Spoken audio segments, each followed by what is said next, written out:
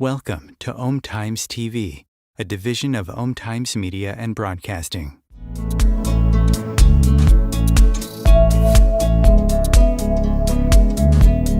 Welcome to the No BS Spiritual Book Club's live streaming interview series, where leading new thought teachers, speakers, and authors share the intimate stories behind the 10 best spiritual books that inspired them the most on their spiritual journey. From well-known classics to hidden gems you might never have heard of, the No BS Spiritual Book Club saves you time and money by sharing reliable recommendations from those who've walked the path before you.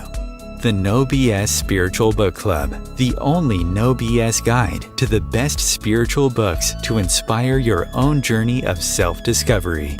Here's your host, founder of the No BS Spiritual Book Club, Sandy Sedgbeer. Hello, welcome. Joining me today to share the 10 best spiritual books that influenced him the most is researcher, speaker, and author of numerous titles on Christian mysticism and spirituality, Paul Anthony Wallis. A former senior churchman, theological educator, Archdeacon in the Anglican Church in Australia, and lecturer on the history of religious thought and hermeneutics, Paul Wallis's journey from church minister to best-selling author of a revelationary trilogy of books, questioning whether humanity has confused the idea of God with memories of ET contact, has been far from what most people, including himself, would have predicted. Paul Wallis, welcome. Good day, Sandy. Thank you so much for having me on today. Good. Thank you for compiling your list for us, and a very interesting one it is too. Before we start, the life you're living now is a long way from the life you were living during your 33 years in ministry. You were a theological educator. You designed training packages for Pentecostal pastors in the UK. Your subjects were the history of Christian thought and the principles of hermeneutics. And today your books, interviews, and documentaries probing world mythologies and ancestral narratives for their insights into human origins, human potential, and our place in the cosmos are read and viewed by millions of people worldwide. What do you think when you look back over that incredible transition? Well, it has been an incredible transition because I would not have predicted the subject matter that I'm now talking about a few years ago. It's been a taboo-busting experience for myself, as well as for my readers and viewers. But in some ways, my ministry now bears a lot of similarities with my ministry before, when I was in more mainstream church-based ministry. All my pastoral work is done one-to-one, mainly through video formats like this. But what it's about is still very much about the same thing, where I'm connecting with people in transition, people who are in a life transition, people who've had an experience that they can't understand and are needing to process. So that aspect of it is really very, very similar. And in that and in the writing, I really feel I'm still doing what I've always done, which is essentially to be on a learning journey and to share the journey. And I've been surprised by how similar the work is now to what it was even a decade ago, even though I'm connecting with people for very, very different reasons. And the reasons I'm connecting with them have nothing to do with the machinations of the world of church. Yeah, I mean, and it was quite a quick transition in many respects. I would think that looking at your book list, I mean, you don't often come across, people tend to grow gradually and change, what they're reading, and expand and evolve as they go. But I would imagine that your literature changed dramatically. Yes, it did really. I don't know what my list looks like to another person. I can see a continual evolution of thought and a continual deconstruction and reconstruction of my worldview. But then, yes, there's a very accelerated period of change of thought from about, probably the last 9 years. It sped up, and then it sped up again about 5 years ago. And it's real roller coaster riding stuff the last few years as I've made fresh discoveries for myself, processed it, thought it through, joined the dots.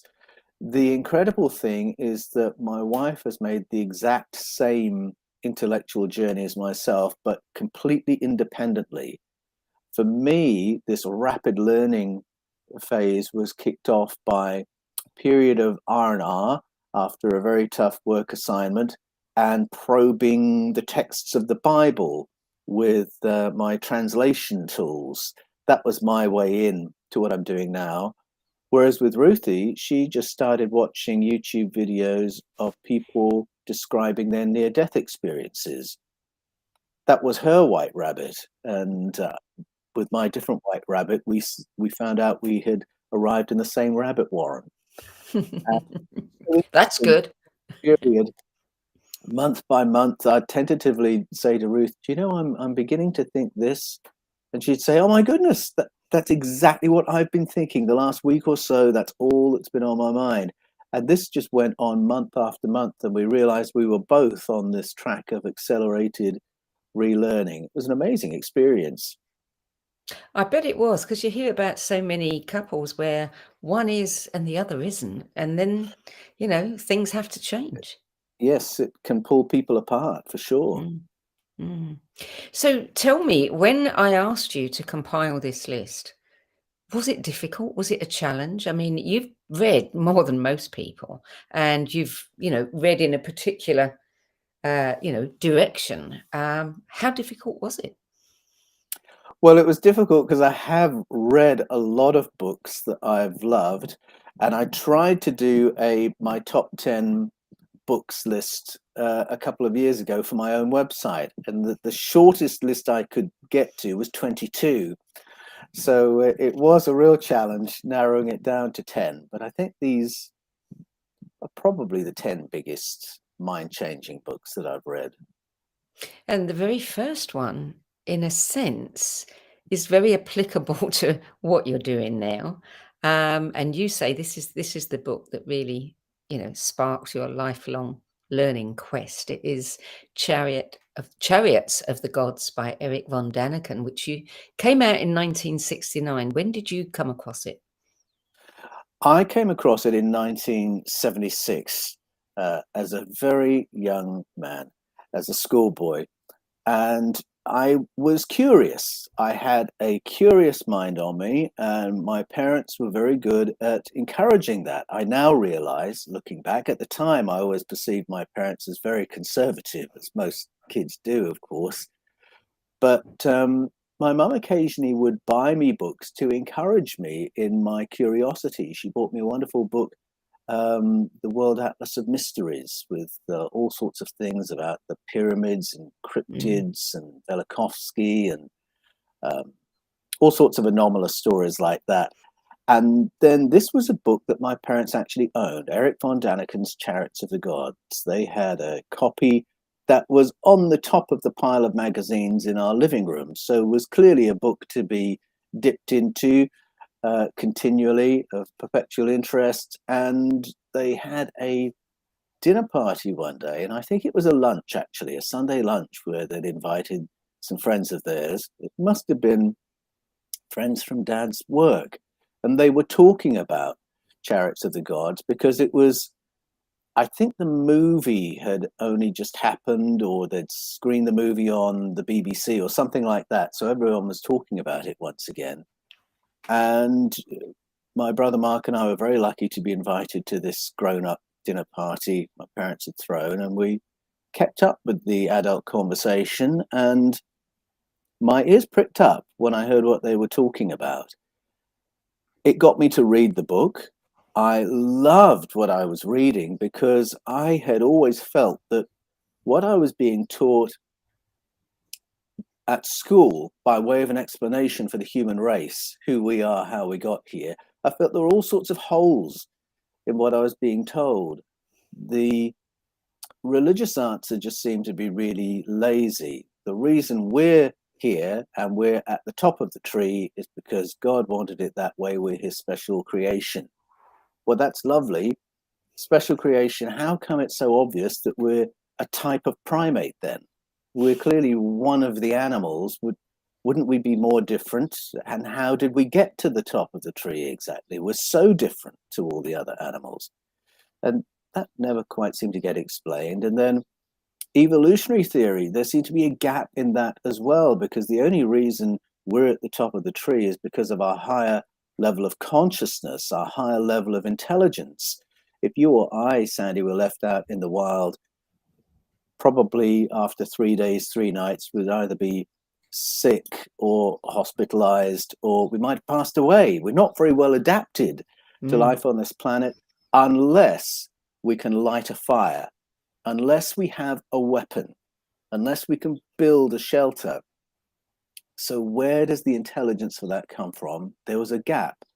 And I felt that Erich von Däniken had very aptly put his finger on that problem and said there's a gap in our ability to explain ourselves, and then suggested that our story of development would make more sense if we allowed for the possibility of external interventions to assist our development. And I thought, yes, that makes perfect sense.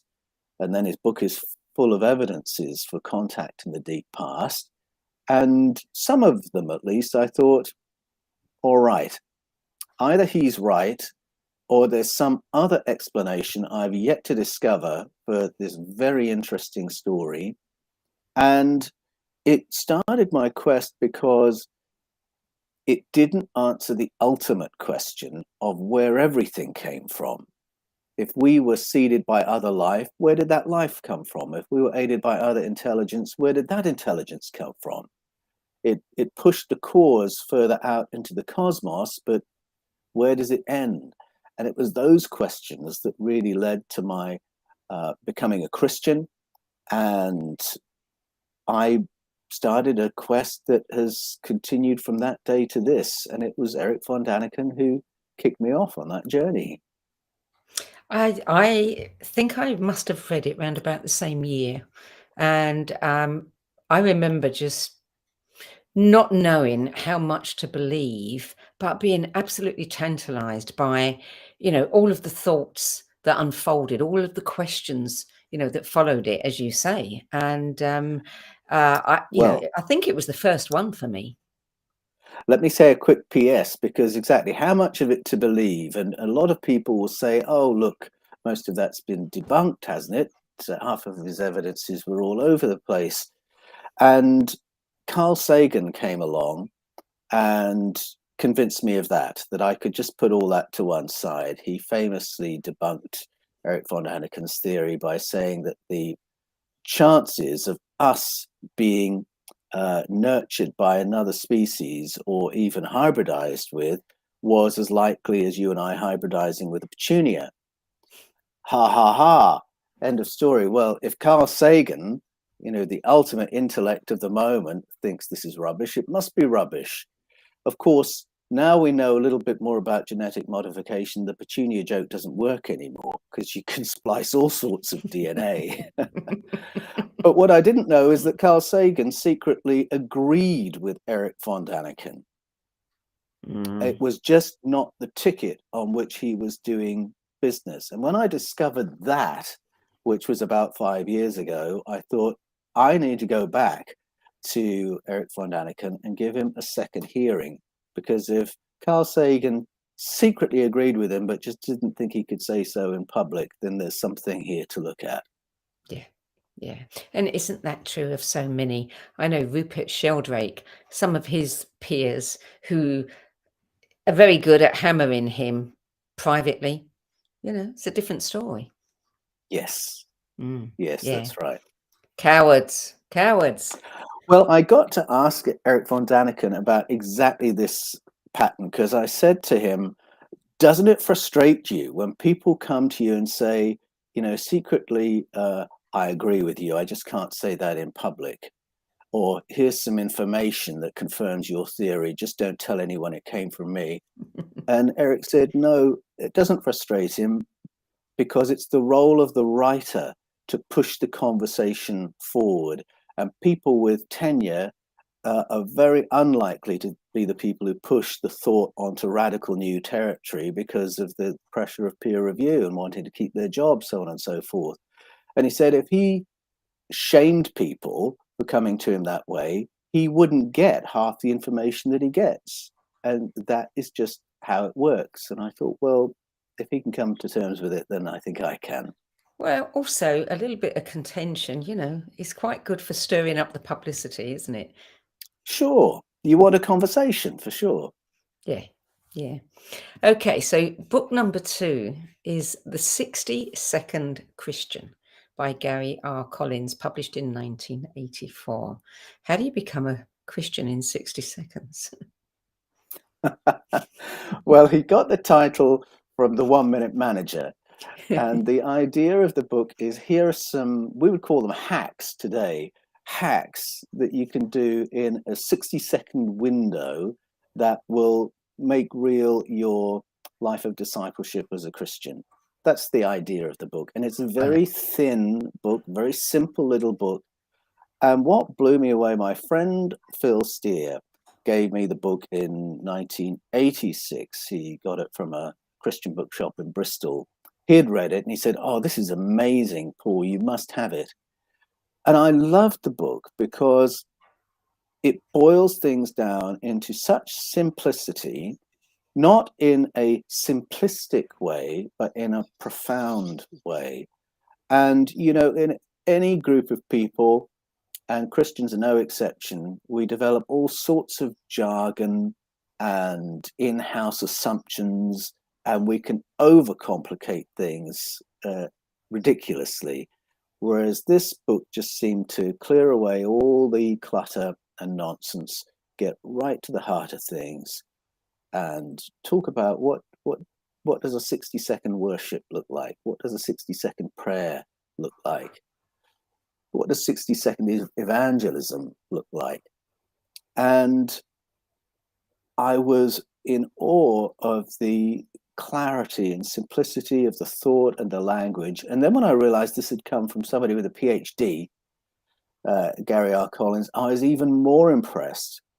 And I thought, if someone with a PhD in psychology can communicate as simply and clearly that a child could pick this up and understand it, and they'd be understanding really deep things, well, that's a skill really worth aspiring to. And it was that more than anything that I took away from that book, because I thought, if he can do it, then I should be able to do it. And I shouldn't think more highly of myself if I can sound more educated or sound more credible than he does, because that's not the point. The point is communication. And that was the challenge that book left me with. I'm always in awe of people who can sum something up so succinctly, and so elegantly that you just, the brain stops for a minute to take Yes, it that's in. right.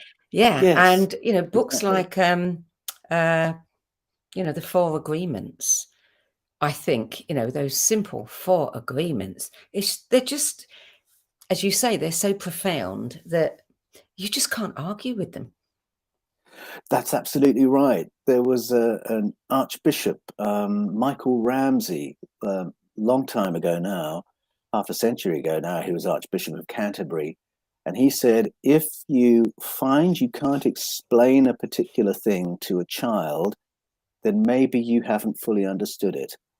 And I think that's a really great Occam's razor challenge there. Yeah, I agree. So, book number 3 is School for Prayer by Metropolitan Anthony, 1989. That was published. Metropolitan, was that his real name? Well, that's his title.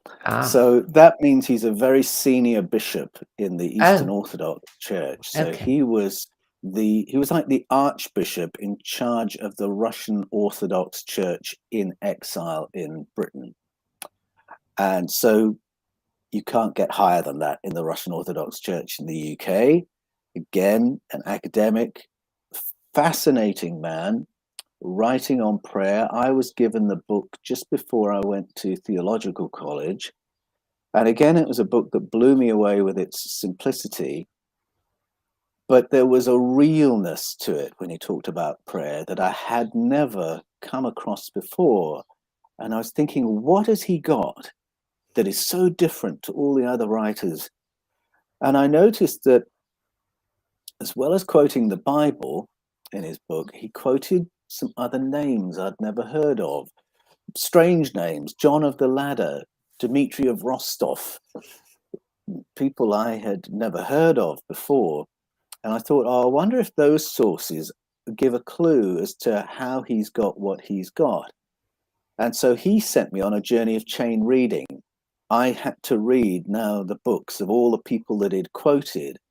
And that completely changed my perception of Christianity, because up until that point, I lived in a world where nobody knew what the time was until the Reformation.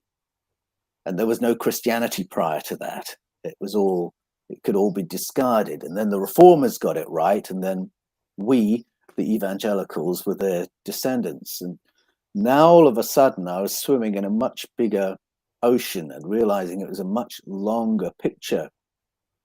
It made me realize that I'd grown up in a very particular strand within Christianity, and that Christianity was really this great kaleidoscope of ideas and experiences.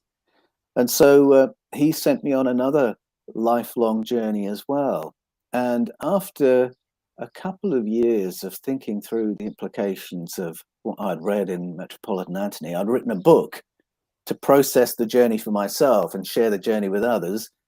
And it was just one of those poetic moments that usually only happen in movies, where he phoned me up from out of the blue. And my boarder took the call and he handed the phone to me, almost shaking in awe. He said, "It's the Met." "What do you mean the Met?" "Metropolitan Anthony." And it was Metropolitan Anthony calling to say he loved the book and congratulations. And I was thrilled with that, because I thought this is a wonderful affirmation, because it means I have expressed in a way he recognizes the implications of all the material that I've been reading and digesting over the last few years. And it was a real encouragement to keep going on that track. Well, I know that you, hermeneutics, which is what the principles of interpretation.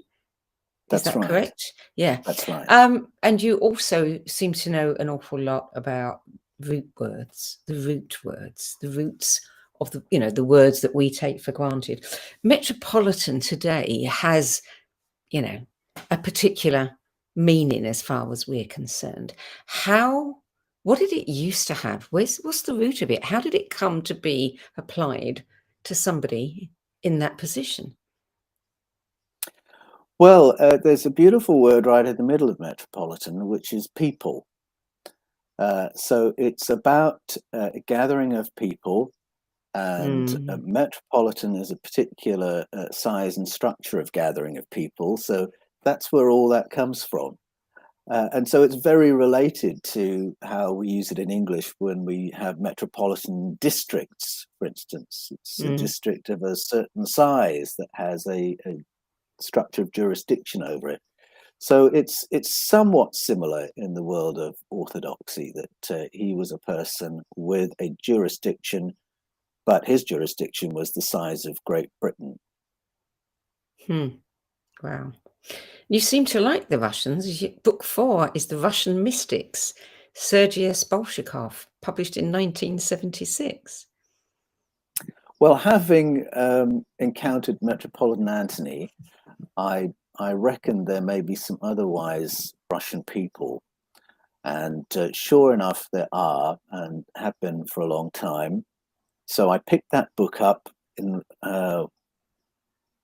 was it Ladbroke Grove? There's a little community called the Fellowship of St. Alban and St. Sergius, which exists to promote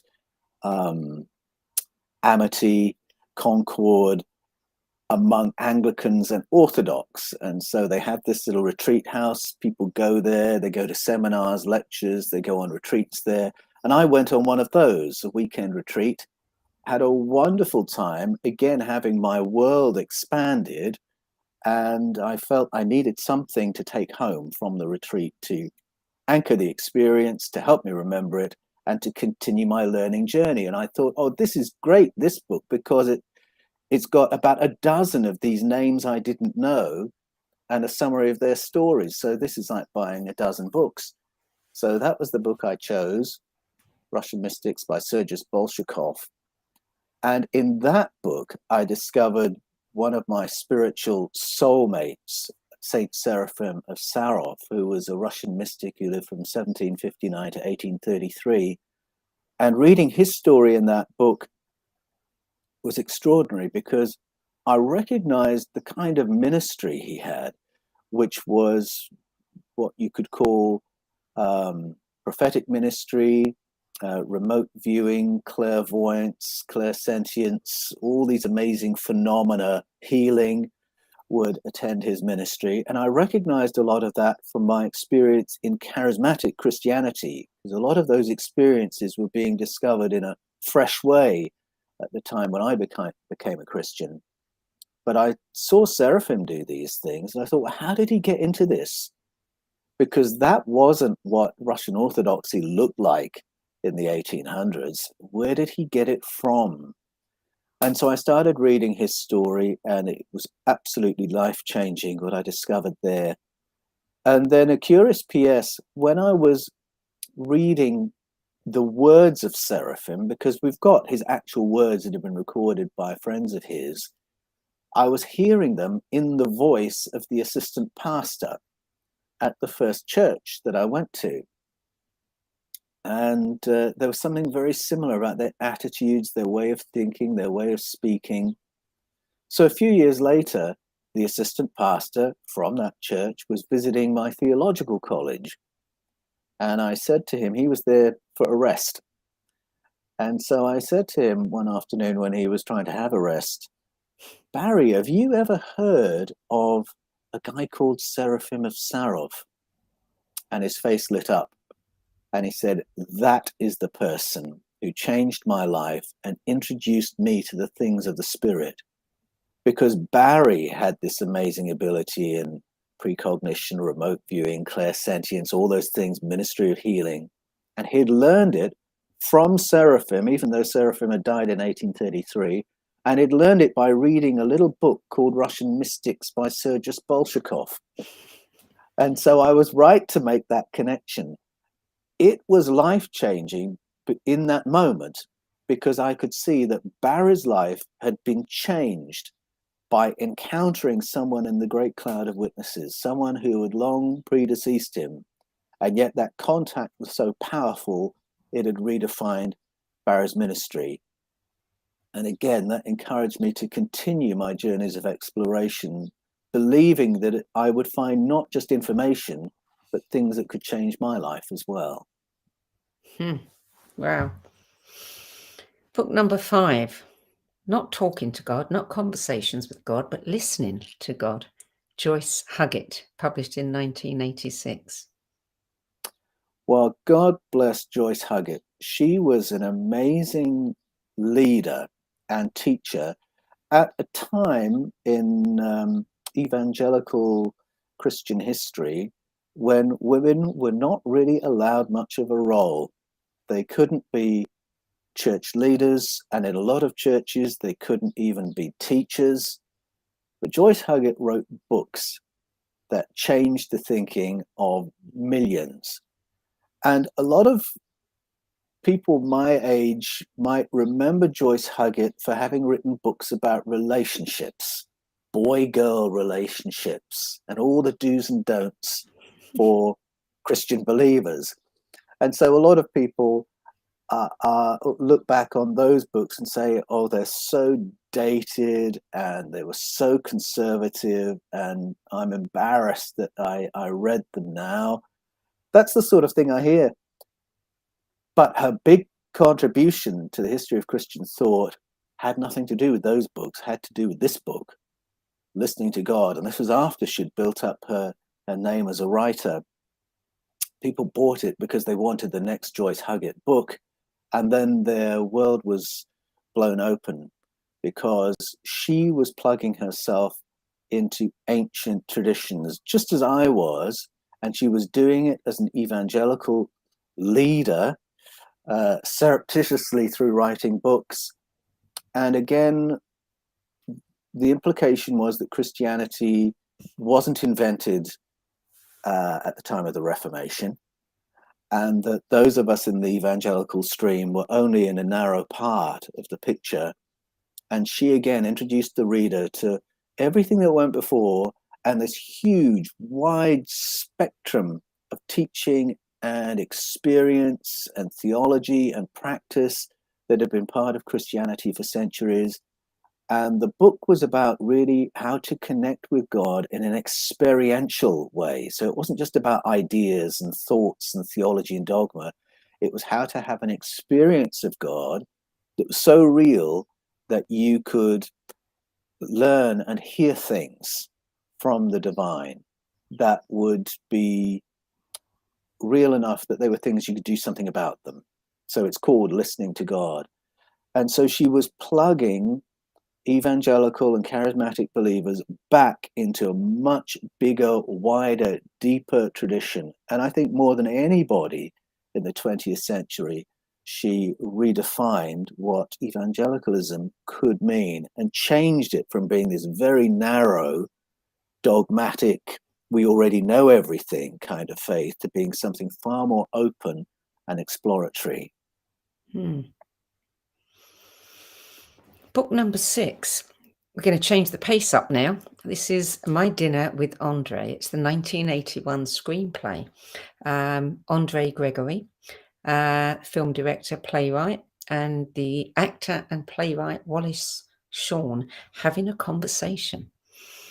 And I think many people have seen clips from this. I think about a few years ago, they were everywhere on Facebook. Because people were suddenly saying, hang on a minute, when was this filmed? They're talking about today. Yes, that's the power of it. It was a really prophetic screenplay, and I'm never far from my copy of it. It's such a precious thing to me. Yes, 1981, it came out. I saw it in 1984, and it's a very unlikely hit because if you don't know it, I mean, there's the cover. That's all that happens in the movie in that one photograph right there. 2 people sitting at a dinner table having a conversation. And I say having a conversation, but the wonderful Wallace Shawn, all he says for most of the movie is, "What? Really? Did that really happen? That's incredible." And that's his lines. And then it's Andre Gregory who has all the other lines where he's talking about this profound experience, a midlife crisis, a reframing of his worldview, a prophetic eye now on society and what's happening in the world of theatre is most of what they're talking about.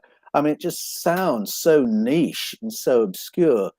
But as you say, Sandy, people today are saying, wait a minute, what that conversation is about, we are seeing it happen before our very eyes. We are seeing our culture do all the things this book talked about a generation ago. I mean, 40 years ago. And it's that prophetic prescience in the book that's made it more and more powerful with every passing year. So I surprised myself by sitting through the whole movie wrapped. I think it was shown on Channel 4 when Channel 4 was first started in the UK, the alternative, TV channel.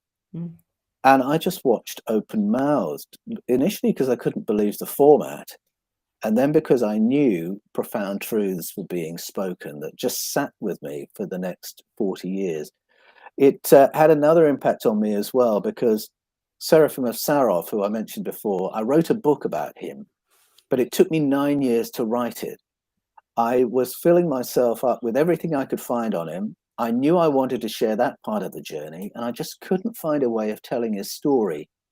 And then it occurred to me, what if I had a dinner with a Russian Orthodox hermit who knew Seraphim? And what if I told the story of our conversation? And as soon as that idea came into my mind, it took me 9 days to write my book, My Dinner with Anton, which was probably my biggest hit at that time.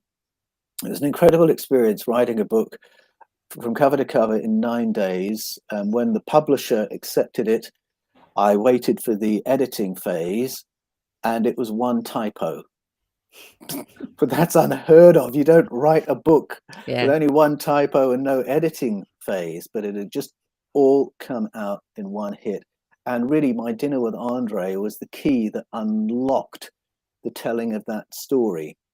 And now I realize that My Dinner with Andre is a very old format, and that 2,500 years ago, Plato had really championed this way of teaching, where you turn it into a conversation, turn it into a dialogue. And so there's layer of stuff to get from My Dinner with Andre. Yeah. I must hunt it out. I wonder whether it's available on Netflix or Amazon Prime or something hidden, I'm not sure. in the It'll be somewhere. vaults somewhere. Yeah, definitely. So, book number 7, The Dark Night by Spanish mystic, Catholic saint, Carmelite friar and priest John of the Cross, published in 1584. Yes, this was an amazing experience. I had never heard of St. John of the Cross when I picked this book off the shelf in my theological college library, but I recognized the title, The Dark Night of the Soul. I knew that title from having read Douglas Adams' The Hitchhiker's Guide to the Galaxy. And I thought, if that phrase has become so much a part of our language, then presumably this book is a classic. So I'll read it. So I took it back to my room and I read it, and my jaw dropped.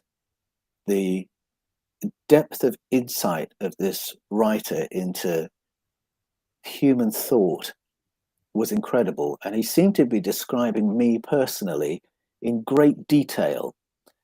And I was very intrigued as to how somebody from another country, he was Spanish, from another century, writing in the 1500s, from another part of the church, he was a Roman Catholic, from another part of Christianity, he was a monk. All these differences between me and him, and yet he knew me in forensic detail, and he was describing my life back to me. So I was rooted to the spot as I read his book. And after about what I thought was an hour, I thought, I really need a cup of tea to help me process this. And I went into the kitchen and discovered I'd been reading for 6 hours straight. It had felt like an hour. So I thought, crumbs, it's midnight. I want to read a bit more, though, because this is fascinating. So I got my cup of tea. I'll read for another half hour, I thought. And after half an hour had gone, 3 hours in reality had passed, and I'd read the whole first half of the book, The Dark Night of the Senses. And I've never had a reading experience like that. I thought I'll stop there because I think this is as much as I can process. I'm going to be thinking about this for a long, long time. I'll come back to the second half another time. And it was inspiring to realize, I mean, he's called a doctor of the church, and I could see why, to realize that it's possible to have such a depth of insight that it transcends all those differences, that it could teach people centuries into the future. So that was inspiring. He got me to think very carefully about my own spiritual life and what I thought it was all about. So I really was wrestling with the material he'd given to me. But then the way he wrote was intriguing as well, because what happened was John of the Cross was around at the time of the Counter-Reformation, when the Roman Catholic Church was very nervous of anybody within its own ranks having any kind of following. So a great teacher was in perpetual danger of being burned at the stake if he got too popular. That was the politics of the day, and that was the world in which he existed. there were all sorts of wranglings among the monastic groups for preeminence and for wealth, really. And he got caught up in those conflicts and was buried in a hole in the ground for 3 months. And if that sounds impossible, well, actually, Europeans were doing that to their prisoners well into the 1800s. Papillon is about somebody who had that happen to him, buried in a hole in the ground. How was John of the Cross going to keep his sanity buried in that hole? He was going to write a poem. And so he wrote a poem. I say wrote, no pen and paper, had to memorize this poem. That was a poem about the journey of life.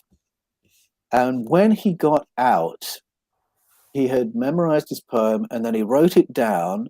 And then The Dark Night is the book he writes to explain what's in the poem. And that's a really fascinating way to write, to get information that is so dense that it has to come out as a poem, and then you take a long time to unpack it. There's something very, very profound in that. He had somehow tapped a well of truth by going into this very, very creative mode of writing poetry.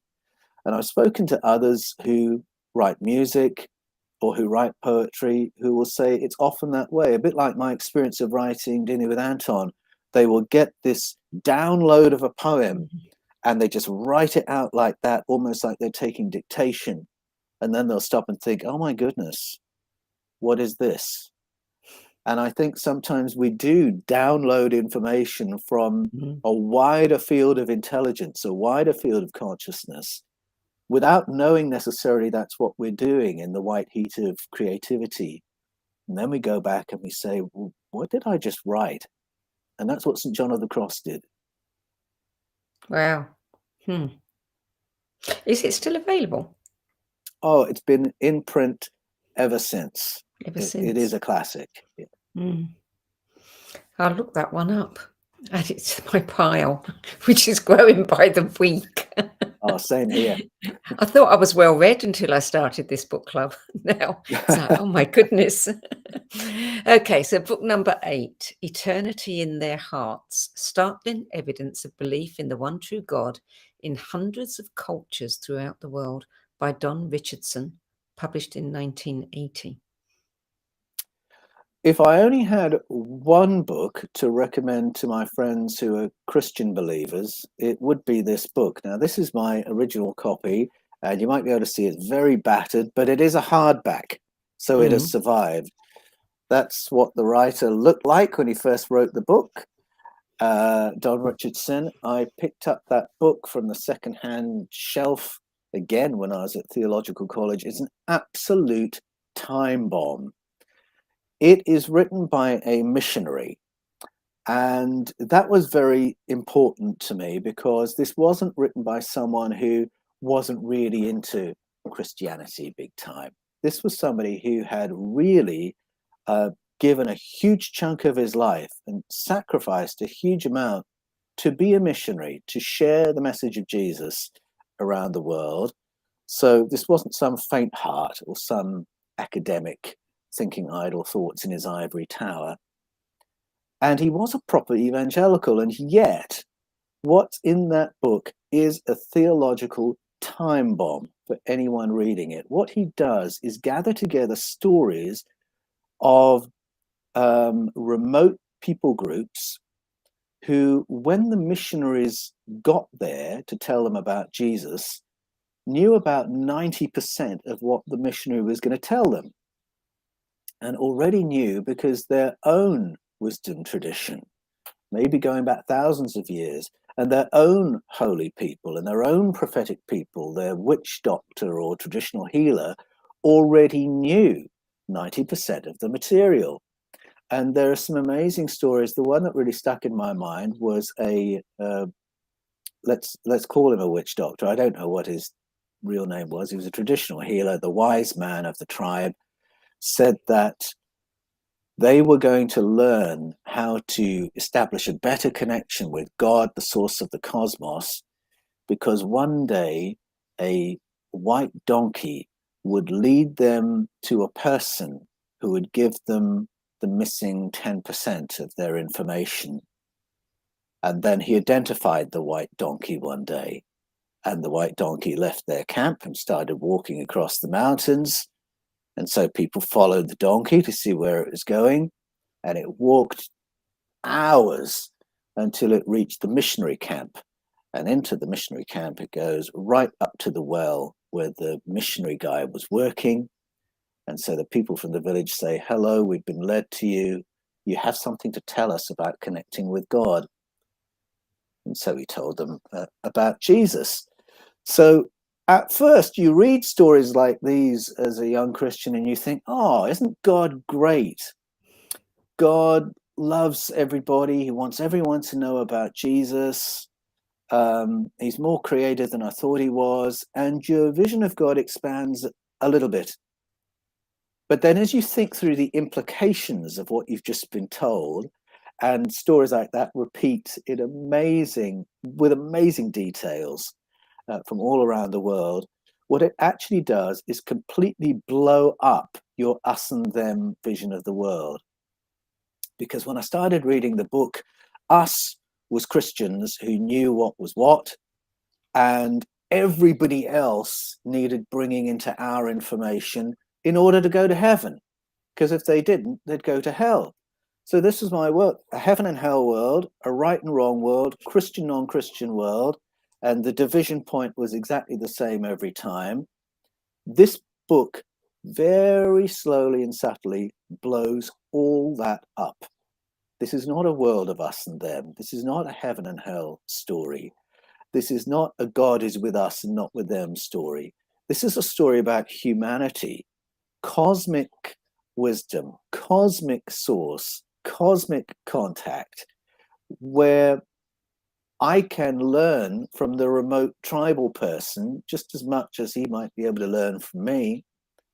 And it takes you a while to realize that your neat and tidy us and them theology has been destroyed, but that book will do it. And it does it so beautifully. And it's written, by an evangelical missionary. So you think you're on safe territory, and you are. It's full of truth, but it will open up your world in a wonderful way. And I think until you've had your theology blown up in that way, you can't really relate with genuine curiosity, openness, love, and respect towards other people, because you're always on the crusade. You're always the one in the right. And that book changed that for me. So how old were you when you read it? I think I must have been 27. Yeah, 26, 27 when I read it. So how were you still a missionary yourself then? Yeah, I was about to get ordained. So So how I was did about to become a missionary to the world. that change things? Because suddenly it's like, I what am I doing trying to convert people to my way of thinking? It changed things gradually, but I think immediately it made me look for points of connection with people. Instead of assuming that everyone I was talking to had everything wrong, I would look for, what does this person know? What has this person experienced? And once you get rid of the heaven and hell framing of faith, and I did that also by a lot of my own study, going to the root meanings of words, as you mentioned before, that also changes how you talk about Jesus, because it's not about trying to get them into, with the heaven and hell thing, it's like you're in a pyramid sales scheme, and that's what your faith is. And every conversation, you're really trying to twist it around so you can get them into the scheme. But once you have realized the heaven and hell narrative is false and is not the gospel teaching, is not what Jesus taught, then you talk about Jesus in a far more open way. Here's something he said that I found really helpful, or that might illuminate what we're talking about. But I'm not trying to recruit you. I'm not trying to force you to join my thing, because actually you don't have to. And in fact, you might know a whole heap of this stuff better than I do, even if you have no faith at all. It just totally changes the shape of the relationship, where you can have a genuine interest in the other person and be willing to listen to what they have to say, thinking that you might have something to learn as well. Yes, yes. One of the most fascinating interviews I've ever done, I was doing a small series of interviews called Inside the Mind of God, where I was talking to different people, with different belief systems. And I was introduced to, I think it was Lakota Sioux, an incredible teacher and leader and ancient cedar flute player who'd spoken, to the United Nations, and his name was Teokasin Ghost Horse. What a beautiful name! And Wow. he was, and I asked him about God, and he said to me, We have no name for that." He said, and he was talking about how his people, missionaries had come and thought they were all pagans, and you know, um, and needed to be brought into the whatever century it was. Mm. And he said, and they never ever understood. We already knew. We knew far more than they knew. And you know, the woods, the trees, the church, that was our God. He said, if you Yes, want to use that name. And he said, yes. and then we had this conversation similar, to what you've just been talking about, is that, we yeah, I mean, I just find this really frustrating, and I don't understand why people think that their job is to convince everyone else to believe what they believe. Well, people have been taught and trained to read the teaching of Jesus in a particular way for a long time. And it can be quite hard work reading the Gospels and reading Jesus without reading it through the lenses of a lot of dogma. A Mm. lot of people sort of assume the heaven and hell narrative before ever they start reading the Gospels.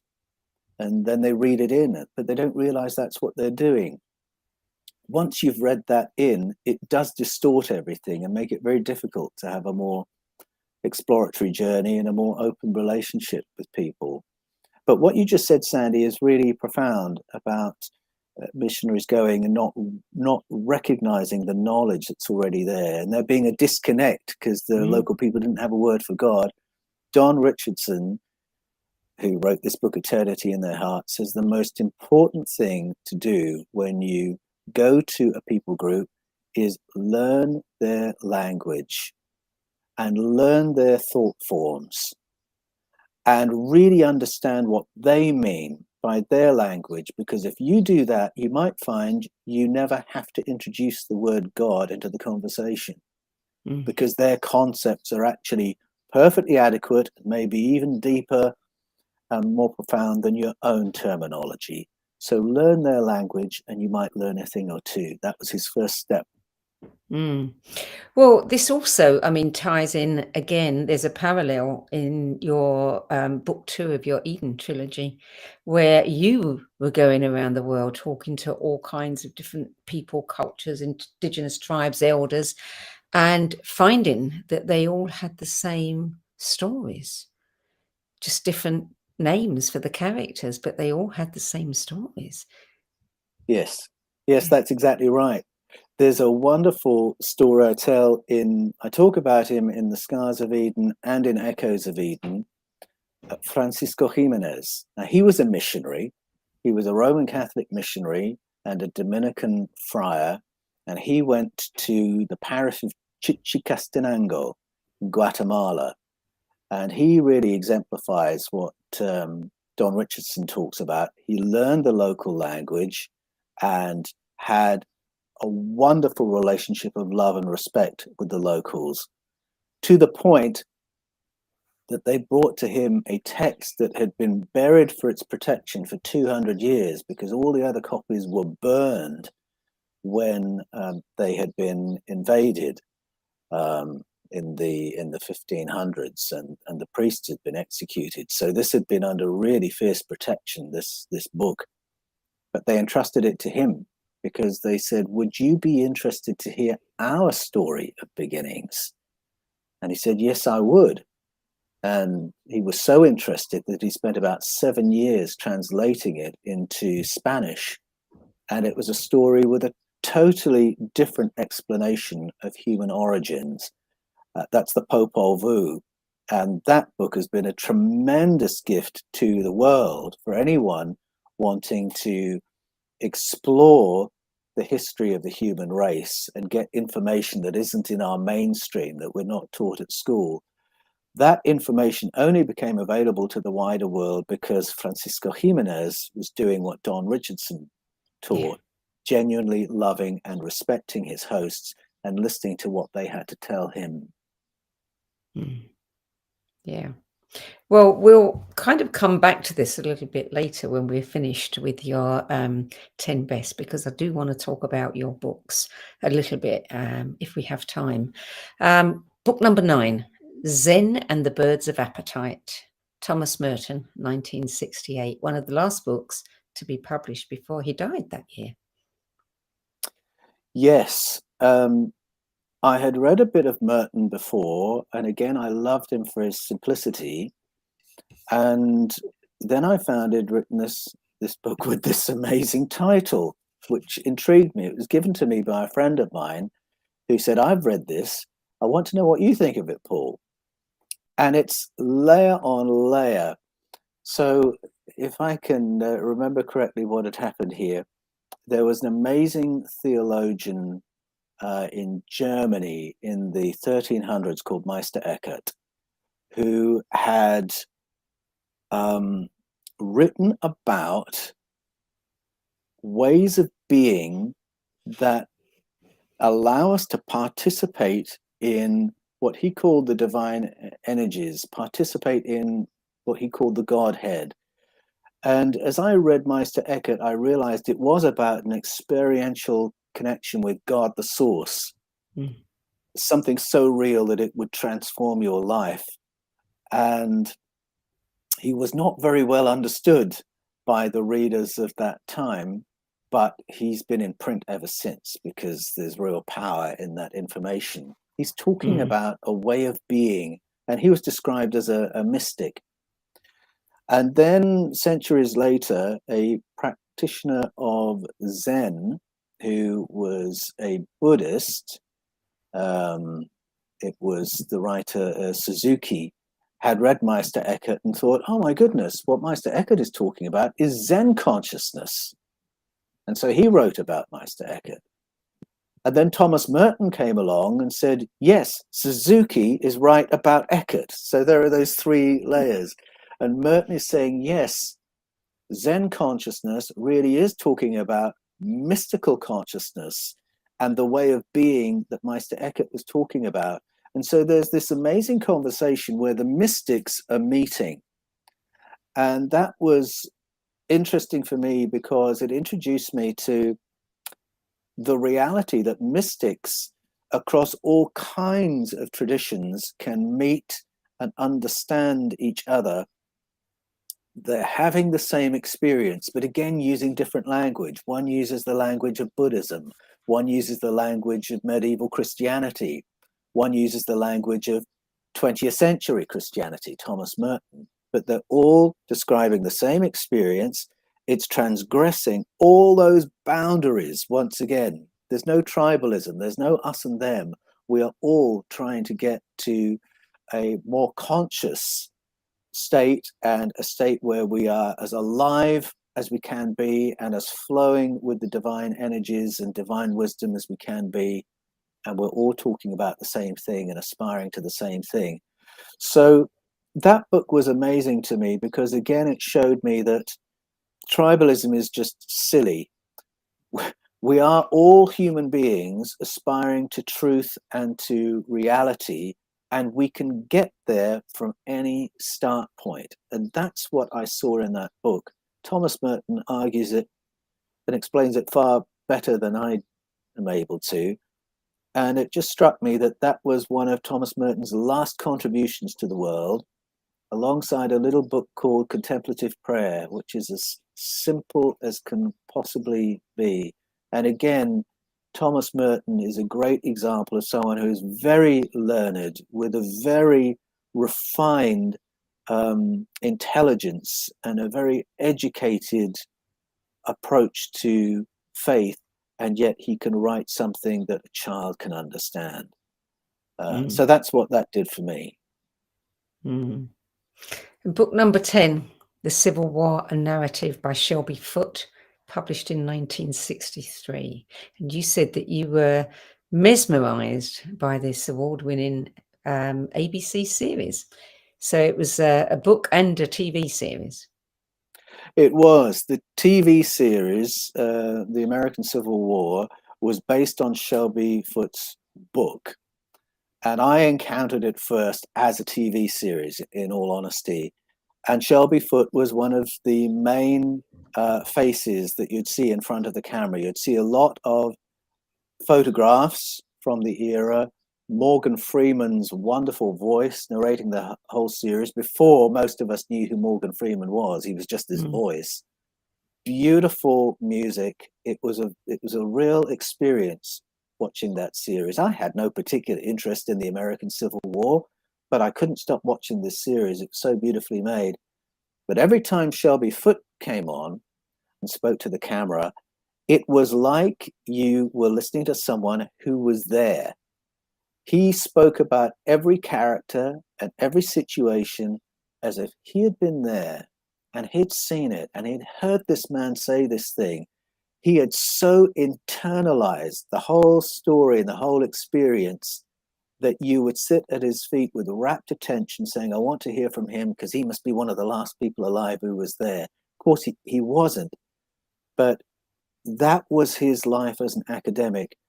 And once again, I thought, this is an incredible ability that he has, that he knows this material so well, he understands it, he has feelings about it, and he can internalize this whole thing to such an extent that it stops being dusty information from a dusty book off a dusty shelf to being something that is absolutely immediate and gripping. And I suppose I watched him and I thought, if he can do that and he's not a preacher, how much more should I be able to do that if I'm a preacher? And it made me realize once again that knowledge from the past doesn't have to sound dusty and boring and academic. It can be really arresting and exciting. And he just threw down a challenge to me as to where my studies would take me, whether it would just remain here or if it would go here and then change me to the point that I could share these other worlds with my hearers. And so he was like I never met him, but he was like a mentor to me as I sat watching him speak about his subject and saw what he had done with his subject matter. So that is your 10 best books. Now I want to talk about you. Your books, Escaping from Eden, which was hailed by George Newry as this generation's Chariots of the Gods. Its internationally best-selling sequel, The Scars of Eden, which is endorsed by Eric von Daniken. And your latest book, Echoes of Eden, offers some truly explosive revelations about ancient stories from around the world and in the Old Testament, which describe entities that we would identify as ETs. Given what we know now about your 33-year ministry, your devotion before, the work that you've done, and these books, people might get the idea that you're an apostate, and you're not, are you? Well, it's really up to other people to say whether or not they think I am. In my mind, no, absolutely I'm not, because my agenda is not to go out and debunk the Bible or debunk Christianity. My agenda is to understand the Bible and to drill down into the amazing information that has been curated by that book. And then a big part of my journey, and it fits with what we were saying before really, is listening to other traditions, other people's indigenous stories from all around the world, and realizing there are these extraordinary correlations, overlaps, and sometimes repeating stories that repeat in such detail that you know there is memory of something real that's being curated by these different people groups. And it was those overlaps that really got my attention, got me on the journey. But it's expanded my understanding of God. And it's, I think, improved my appreciation of Jesus. I've reframed my thinking on both, but both are still real centers of gravity, anchors to me in my worldview and my thinking. And what I find very interesting is that some religious believers will respond in that angry, you're an apostate, you've fallen away, you're luring people to the pit of hell, one person said to me one time, and many have said similar things. But the much larger number of people from a religious or Christian background have been people saying, thank you for breaking this taboo. Thank you for putting this on the table, because I'm a person of faith, but I've had this experience that doesn't fit in my understanding of my faith. Or I'm a person of faith, but I see things in the texts that we're not allowed to talk about. And so the busting of taboos can be polarizing, but the majority response I get from people is very, very affirming. I actually, last night, was surprised to have a message from a denominational leader, I won't say his name, but of a very significant Christian denomination, saying, I'm reading your books and loving them and agreeing with everything you're saying. And I think a lot of people in his denomination might be surprised to know that. But I think, once again, it's that behind closed doors thing. Behind closed doors, a lot of religious teachers and Christian teachers in particular know that a lot of the things I'm talking about in terms of the roots of the Bible, where the stories come from, what they're really about, but might not be in a place where they can talk to publicly about it, or just might not yet know how to filter that information into mainstream conversation. And I hope that my books help with that, because I think they do, because if you want to start a conversation, but you don't want to nail your colors to the mast, you can say, I've just read this fascinating book by Paul Wallis. See what you think about it. And then you can have a conversation and see what other people in the group think. And it's that slightly, it's a way of brokering that conversation.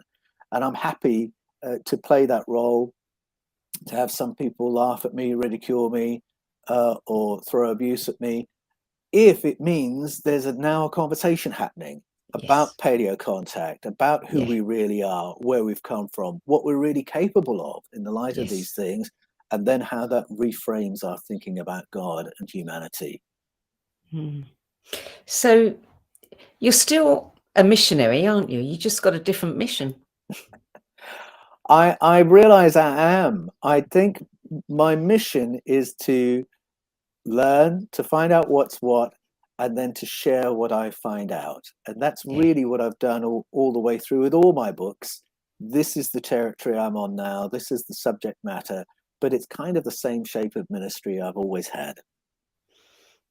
Well, your books, I mean, I've read lots of books about contact. Your books are of a completely different ilk, and they come with so much credibility, so much research. There's so much to back them up. And if I was recommending, if somebody said, I want to know about ETs and, what's the truth there, I'd say read these books rather than some others. Oh, because thank you, Sandy. You do a brilliant job. You really do a brilliant job. And if anyone watching this has not heard we did 3 interviews, one on each book. You can find them on Times Radio. They're well worth listening to. They really are. So thank you for doing that. I have a couple of questions for you before you go. And these are nothing, they're completely unrelated to books. They're completely unrelated to anything that we've been talking about. But I'm doing some research for a new project. And so I'm asking a number of people, what would it take to secure the future of your children and grandchildren? I think the most important thing I hope my children are learning from the life we're living together is the art of adaptation, because we can't control the environment in which we live. Now, the last couple of years has shown that to all of us. Can't control the environment at all kinds of levels, but certainly, politically, economically, health emergencies, so on and so forth. And I think many of us have seen that our society can change shape very quickly and unpredictably. And I don't know what the world is going to look like by the time my children finish their lives. They are going to have to adapt to circumstances I might not be able to imagine. But if they have the wherewithal to adapt, to be able to say, how do I thrive in this environment? Have the wherewithal to decide how they understand things, what they think about things, and then have a way of carrying themselves that keeps them in every situation. I think that's the vital thing. And I think probably they've experienced enough so far in their lives with us as parents that they can see that adaptation is quite a useful skill to have under your belt.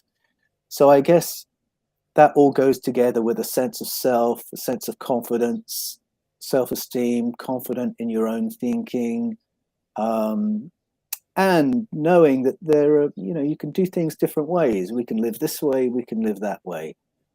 I think adaptation and the confidence to develop that is really fundamental. Yes.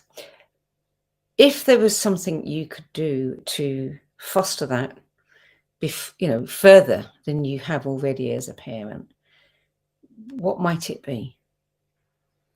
Well, so far we haven't had to think proactively about it because we've had to adapt to lots of changing circumstances as a family. So it's been kind of an object lesson. But I think encouraging curiosity is part of it. So I always encourage my kids with the questions they have, questions their teachers haven't been able to answer. Well, what do you think, Evie? Or what do you think, Ben? And to encourage them, well, I like the way you're thinking. I think you might have that right. Had you thought about this? I think the nurturing of curiosity is there. I think reading books is one way. I think I'm very happy for my kids to watch lots of movies, including, in particular, the Marvel Universe movies, because that's getting them into different worlds. And imaginatively, they're living in different worlds already because of their exposure to books and to film. So I think those experiences, if we had more money, I'd be taking them around the world to see different cultures and to have different experiences. And that was really my good fortune as a child growing up with my dad in the airline industry. We saw a lot of the world. We aren't able to replicate that, but in other ways, exposing my kids to other cultures has been really important. They've been very fortunate to be at a school where they have friends from other cultures that opens their world up a little bit and just shows them other ways of living, other possibilities. I think that's a really good answer to these questions, because we are living at a time, as you said, we're watching so much change. We can't depend on things being any particular way anymore. And I think that we need to be thinking about things like this because we are facing so many existential problems, Yeah. climate change, and everything else that's happening. And I think that to teach our children to be adaptable and to be thinkers, to Definitely. think. Also, I think probably all families are like this, but I think if you tell the stories of your grandparents and great-grandparents, that's another way of showing your children another world and other ways of being. And a few times I've told my kids about my gran and gramps story of how they lived through the years of the Depression, where they lived in a little run of, I always get the number wrong. It was a number of houses that were semi-detached. It was about 10 households side by side with long strip gardens. And they all grew different things, different fruit, different vegetables. One had chickens, one had goats, one was very good at sort of mechanical engineering things. And they simply shared what they had through the years of the Depression. And that's how they got through. They used money only for a few things. And for a lot of things, they used what they got from the land. And that's very different to how most of us live. But it's very vivid for my kids because they know about my grandparents. They've heard that story. They've seen their pictures. They've seen the pictures of the houses where all that happened. And again, it's saying there are different ways of living to the ways we've lived so far that give you just another way of adapting to circumstances that means that you can thrive in a situation that could potentially be very challenging. And I happen to think that example is going to be important to more of us in the century ahead of us as things do shift, as structures do change. If we have a war, then supply lines, it's going to become very relevant to us again. Self-sufficiency is going to become more important. And so I've been quite conscious about sowing some of those ideas in my kids' minds, just in case that's one of the things they have to adapt to. Well, one of the things I've learned recently, my family, my brother, my daughter, and I have been dabbling with ancestry.com. And we've been looking back at our family history. And we've been able to get, a lot of information. We know where people were living. We know how many people were living in that building. We know all kinds of things. And that is an eye-opener because then you really begin to think about how differently they lived than we live now. And there's a great history lesson there for the kids. Oh, definitely. Absolutely. It's such a great gift, I think, ancestry.com, because yes, the stories of our ancestors, they grip us in a particular way. Even kids get gripped by an understanding of who they are. They feel a certain pride in what their own ancestors did. And on the other side of my family, for instance, I only learned about my Ghanaian ancestry quite late in life because of a divorce way back in the 1930s. And I've been really happy reconnecting with that side of the family, learning the story. And so I told the story of my great grandfather living in British Ghana and realizing that all the money was flowing to the people who owned the cocoa fields. And so top priority for him was to acquire cocoa fields. And it totally changed the life of that side of my family.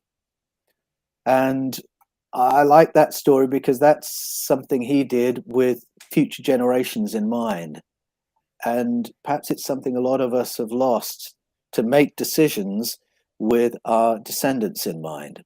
Not just me, not just my comfort, but what am I doing for my family 7 generations from now?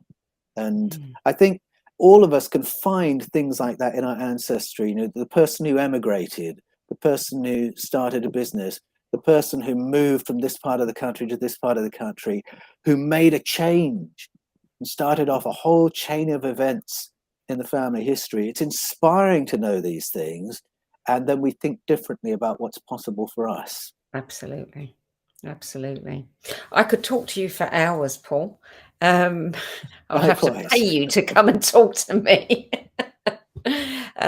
But we are out of time now. We've gone a little bit over. I want to thank you so much for adding your 10 best list to the No BS Spiritual Book Club's library of recommendations. Well, thank you. It's been a real pleasure. I really enjoyed the exercise of putting the list together. Good. I'm glad there was a reward in it for you. Oh, for sure. There's certainly a reward in it for us. Thank you. Well, I look forward to our next conversation, Sandy. I really Me too. appreciate the time we spent together. Ditto.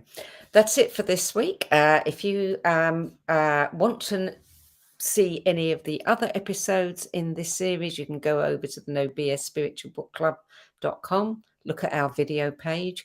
You can also sign up for a Save My Space and get last minute reminders of these episodes that are coming up. We have them every week on a Thursday, same time, and go over to the No BS Spiritual Book Club and have a look in the archive and find out who else has been contributing their 10 best lists. There's a lot of great people there. That's it. I'm Sandy Sedgbeer. I'll be back at the same time next week with another 10 best interview for the No BS Spiritual Book Club. Till then, it's goodbye from me.